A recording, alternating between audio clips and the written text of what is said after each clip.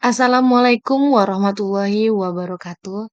Perkenalkan saya Ida Tulaini Nasution dari kelas 2022B, Program Studi Pendidikan Bahasa dan Sastra Indonesia, jurusan Pendidikan Bahasa dan Seni, Fakultas Keguruan dan Ilmu Pendidikan Universitas Riau. Baik, di sini saya akan memaparkan atau menjelaskan materi tentang apresiasi prosa fiksi. Yang pertama-tama kita harus tahu terlebih dahulu apa itu apresiasi dan apa itu prosa fiksi. Apresiasi adalah suatu kegiatan yang dilakukan untuk menghargai, menilai, dan juga memahami suatu karya seni. Lalu, apa sih yang dimaksud dengan prosa fiksi? Prosa fiksi merupakan karya sastra yang berbentuk novel, novelet, dan cerpen. Prosa fiksi ini lebih mengutamakan faktor imajinasi daripada faktor kenyataan. Secara umum, prosa fiksi memiliki sebuah cerita yang kisahnya mempunyai aspek, tokoh, alur, tema, dan pusat pengisahan yang lahir dari imajinasi pengarang tersebut. Prosa visi ini memiliki dua tingkatan. Yang pertama ada tingkatan rekreatif dan yang kedua ada tingkatan proaktif. Tingkatan rekreatif ini lebih ditekankan pada kenikmatan membaca karya fiksi yang dilandasi pemahaman. Sedangkan prokreatif ditekankan pada bentuk-bentuk responsi dan memproduksi karya fiksi yang dilandasi oleh kepekaan emotif, berpikir kritis, dan imajinasi kreatif. Ada langkah-langkah apresiasi prosa fiksi yang bisa kita lakukan. Yang pertama membaca karya prosa fiksi.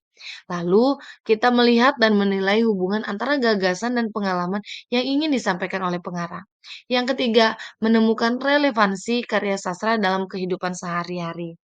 Selanjutnya, ada manfaat apresiasi prosa fiksi. Yang pertama sebagai hiburan. Yang kedua membantu pembaca untuk lebih memahami kehidupan dan memperkaya pandangan-pandangan tentang kehidupan.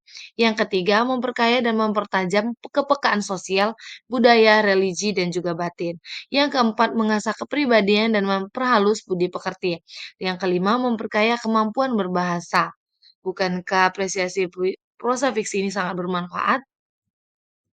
Selanjutnya kita menganalisis beberapa penyakit dalam cerpen Indonesia karya Karl Zumbari.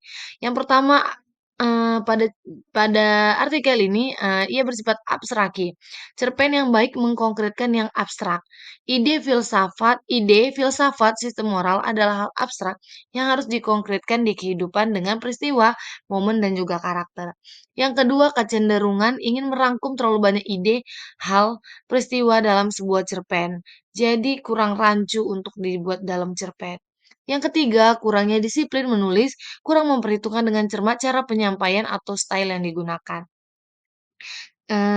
Ketika kita kurang disiplin menulis atau kita kurang kreatif dalam menulis, mungkin kalimat-kalimat atau kata-kata yang kita lantunkan di situ tidak akan, apik atau tidak apik. Atau tidak memiliki keserasian atau yang biasa kita sebut kohesif. Yang keempat, kurang keterampilan dalam menggunakan bahasa Indonesia. Baik, hanya itu yang bisa saya paparkan, lebih dan kurangnya saya memohon maaf, saya akhiri. Assalamualaikum warahmatullahi wabarakatuh.